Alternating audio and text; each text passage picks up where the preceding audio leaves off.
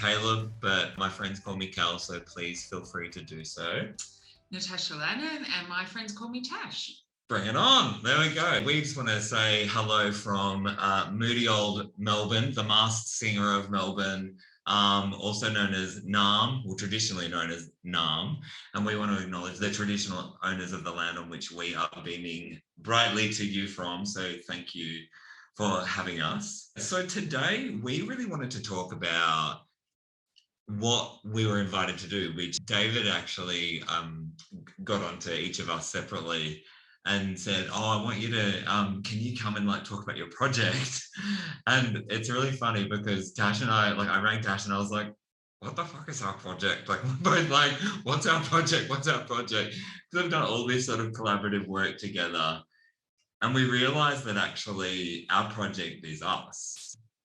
Our project is our partnership, and it is about how we constantly navigate a world where we want to achieve a vision of the world. And we really use our shared values, our agreed upon mission, and our modes of how we do that to really amplify one another's work. Tash will actually talk at some point, just FYI. But the thing I wanted to kick off the chat about, which is really about how we established trust in our relationship and how we navigate that trust and how we constantly keep this space safe. And I think it gets bandied around a lot. But for you right now, I want you to think about in terms of the trust in your most trusted partnership. That might be a lover, that might be a brother, that might be a family member, it might be a work colleague. But what for you constitutes trust, and what keeps that trust and what breaks it? I think that, we think about our trust and on reflection of how we've continued, we commit to one another. We've been sort of thinking about, well, what do we do, and what have we been doing, and how are we doing it, and how does it keep us going forward in truly collaborating together? And we realized that some things that really keep us connected is that we have shared values. Probably the most important thing for us is that we share some values, and that's really how we actually connected. But for you, Tash, what would you say is our number? We don't have this written, by the way. We're riffing. We trust each other. So what is what's your shared value from our relationship? I think for both of us, obviously with a number of people with living experience around acquired brain injury and stroke, traumatic brain injury, we have a shared mission. We both want to leave this world whenever it is, with some things that we've noted as not being quite right, hopefully a bit better. Yeah. But I think for you and I as a partnership, we have a firm belief in trust, in working together, in being able to hold one another to account, because we've built that over time, and that comes with trust. But I also think that family is really some things that outside the clinical kind of world. I thought you'd say that. But it's so true. Yeah. It's I feel I should just for a bit of context, if you're watching and you don't know what Cal or Tash is, because I didn't know what Tash, when I first got an email from Tash, which was, the vicarious hookup of Tash and I connecting was through our wonderful friend Emma G, who is if you want to talk about author and inspirational speaker and occupational therapist, okay, thank you. But Emma hooked us up because I had to, Em sort of asked if I would sort of be her understudy for a conference that that Tash was facilitating a session. And when I first was engaged with, at the time it was a Prof, Natasha Lannin, Photographer, like all these things, PhD, I'm like Pantene Pro V. Okay, like what I don't know what this stuff is. But I was like a prof, she's a professional, a prof. I don't know what that means. But either way, it carried this weight, this really, I'm someone who, though I have living experience of stroke, I also have living experience of in my pre-stroke life being a performer and now I've got living experience of being a brother and running Genius Network and all sorts of things. But hearing from this a prof, I was like, what's this going to be like? But it was just Tash. It was just a person going, hey, I really want you to like help us get some really good living experience voice in the room and shake up some system stuff. Want to get in? And it was the first beginning of us being able to go, oh, okay, we've got like this maybe different ways because you've got a different hat to me, and I'm a bit like, oh God, yours is fancier than mine. But it's really not actually, like, no offense. It's not. No, but I think that is a really important point because those of us who are researchers have a responsibility, I think, to I'm not saying to play down all the degrees. I'm pretty proud of the degrees I have, by the way. Bring it on. But it is important that we level the playing field. Totally. Somewhat, right? And I think being able to remind ourselves as researchers that we hold significant power in these relationships, but just quietly, people with living experience can be frightening as well, not just people, researchers with letters after our names, right? Because I'm scared I might get it wrong. And I think it takes trust for you for me to be able to say what I'm thinking and perhaps get it wrong, and have you sort of remind me that there's a better way of doing this. Because we did that too early now. Totally. I got it really wrong with a 14-page consent form that was so not Genius-like. Right? That's so true. Well, I mean, if you don't know, so we represent, from myself, I founded a global community and story sharing platform called Genius Network, which is helping also put on this event. But Tash, you're a professor of neuroscience. And I think that as we were beginning, we really didn't know, I think, how do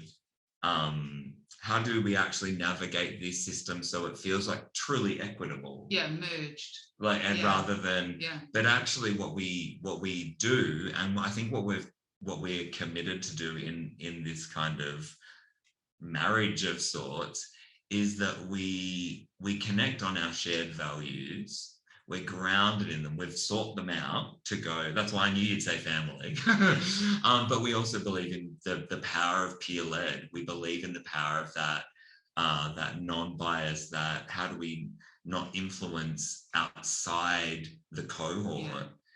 And I think that some of these shared values have really helped us then go, well, how do we, like, what's our vision? What's our vision of the world that we want to both leave, hopefully in a while for both of us, but what's the world we want to see? And I feel like, I mean, we've never even probably articulated it together, but I feel like we say probably very similar things of what we want to see. We want every person to be empowered and emotionally resilient and connected and have agency to participate, in their life, whatever that vocation is. It's not specific to a category. And I think that we, through seeing that shared vision together with the principles of our value system, we then can connect and collaborate on whatever project. I mean, when we did we piloted the first roundtable together, and some peeps in the room right now were part of that. Thank you. Yeah. and I mean, that process was so interesting because as you said, we there's so much sort of hesitation from each part of the relationship. Where are we at for time? No, we've got. Oh, we got stats. Oh, great. Well, we never know, and I'm gonna play the stroke card if I need to, guys. But we really had to go. I had to really understand. So, what is the research priority of this, and then also what is the social and priorities around mental health and individual agency for this? And we really actually, I feel like we had to truly understand, remove ego from the equation, remove any sense of thing that's going to like fracture us being able to go, well, let's find what we can agree on so we can make it work for one another. But it was bumpy at the start, right? Like the truth is that you had to be brave to sort of go to this person that you'd only just met. Yeah. Stop for a second, this doesn't feel right. I probably started out doing exactly what Dash just told us was probably not great. You know, I came with this idea that what I want to do is this peer-led focus group on return to work, and I had the research questions set at the start, which you're not meant to do for co-design. And so then Cal had to be brave to say, can we start afresh? Can we revisit all of this? And I think for me, I'm very open. I was very open to revisiting. Oh gosh, yeah. There was though a moment where you sort of reminded me, schooled me, said, "Can we change the consent form because it's super not genius?" Yeah. And my people won't understand. My community won't understand your community's consent form to start with, Tash. It's just a bit much. 100%. And I guess from that, like I received this an email that was sort of like, you know, trying to explain like, you know, getting consent through and how do we, you know, what are just the pragmatic perfunctory pieces that need to happen. And I was like, can we sort of sex this up a bit? Can we sort of like, we would sort of be like, yo team, what's up? This is what this is on the DL, this is what's going to happen.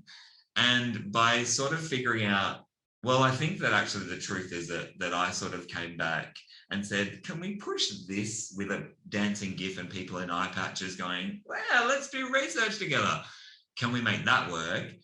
And Tash did, well, what did you do? Other than freak out. I internally freaked out. I think I probably said something like, no, that's fine, with a face that sort of is trying to hold itself. And meanwhile, I'm kind of like clutching the table thinking, I'm going back to ethics with this and they might hate it. But I said, let's have a go. And, you know, truly, the other thing that surprised me about that project was that Sophie, our collaborator, and I had already sort of like worded up the ethics committee to potentially do some surveys with them about why they hated the dancing GIF virtual email invitation video consent. And bugger me, but they liked it. They just sailed through ethics, no problem. So it kind of also was this good lesson to me to, just because I've always done things the way that I have with my 14 pages of size 12 Times New Roman font, doesn't mean that that's the right way to work with communities. So I guess that really helped too. We had some sort of those conversations about doing it differently. Yeah. That worked, but ultimately that helped to build that trust, really, didn't it? Totally. And we booked out in 4 days. It was. Oh yeah, I have to say, everyone came through and we were like, yeah, let's do it. Props to really properly engaging with community that you're trying to research with, because if you do it right, we haven't had any problems with recruitment or engagement, because it really has mattered to the community that we've been hanging out with, really. Totally. And I think that, you know, it's that thing of we were able to sort of go, okay, so what needs to happen here? What needs to happen from me? And then really going back to the project being our partnership is going, okay, so what next? And really, I think that in terms of what's next is going to just happen, because when we recollide, like right now, it's based on a very solid foundation of trust and a very, very safe space. And when I talk about a safe space, I mean something that is very specific, affirming, fun, engaging. It's a very specific acronym there for a reason. That is a guide for how we each need to engage with each other. It's not even just one person's responsibility. We each need to be going, you prefer Tash? I prefer Cal. How do we affirm each other? You know, Tash did something, I should say, my background was being a performer before I had my stroke. And one of the biggest things in an improvisation that you get taught at drama school, so if anyone's a dramatic person on the line, you'll hear me, but is that to keep a scene going, you have to say yes and. You have to accept an offer, and then that can keep the scene going. But as soon as you say no but, it ends the scene, and someone has to make a new, we've got to put out a new fire. We've got to say, oh, there's a comet now coming. But Tash, in that instance, really yes-anded, probably a quite challenging sort of new way of doing it. I think we're gonna. Sorry, that's a beautiful way of wrapping that up, Cal. But we really wanted to give people a bit of a sense of Genius Network. Yeah. That Cal founded, and Cal's got a video that we'd really like to play for everyone. Hello, my fancy researcher friend. Are you looking to conduct some meaningful research? Are you looking to find a specific cohort and stay connected with them? Do you want to make a positive social impact? Welcome to Genius Roundtable, a digital platform for a peer-led focus group. Here, people with shared commonalities connect via video forum and discuss research which directly involves their broader peers. Questions are provided by, but not guided by, reputable research groups to enhance the lived experience of the focus group along with their broader peer networks. You directly benefit by being provided with a safe online space where peers share unabridged testimony, by collecting non-biased research data, by building trust between participants and researchers, and finally, by having ongoing engagement with lived experts. So, if you want to find the specific participants you need, co-design your entire research process, follow up with any information or surveys that you need, create research that has no bias, plus have ongoing engagement with lived experts, book your Genius Roundtable consultation now.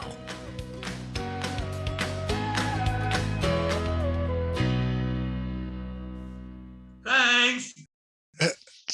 Thanks so much, Cal and Tash. There's so much that just came up, and I can't believe you guys do that kind of, not scripted or anything.